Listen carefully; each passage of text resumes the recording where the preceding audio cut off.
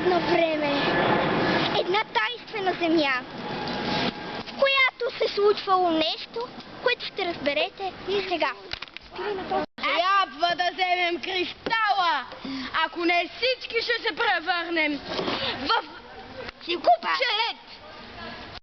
Сега трябва да намерим начин да ги послушаме, защото и двамата са куковици и могат да направят света лош. Да. Да видим дали има хора и да ги унищожим, ако не ще станем купчета лед. Трябва ни кристала.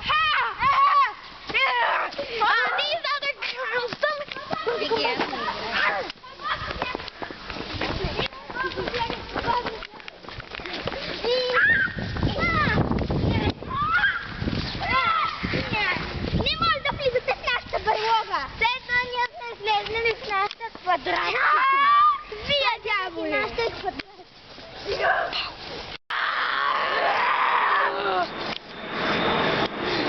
Трябва да вземем кристала! Да!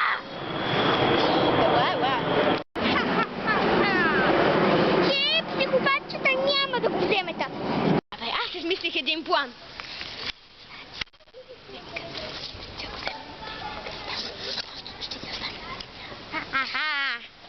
Добре. Какво ли се слушат тия?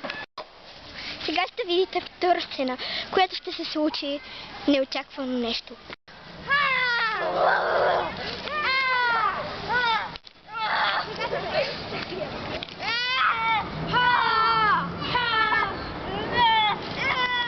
Следващата е много интересна. Ела ми тук!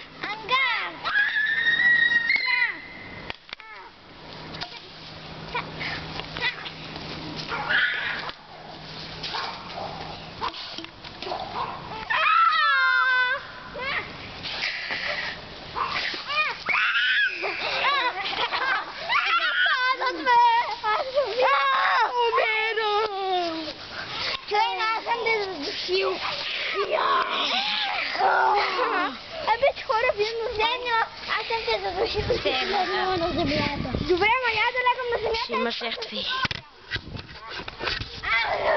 Чакай, приятел, така ще ме задуши.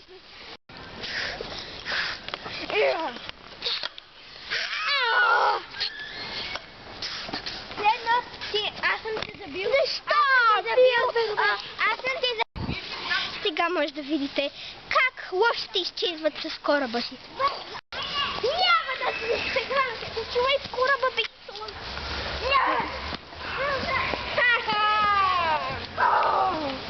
Ще ви пипнем.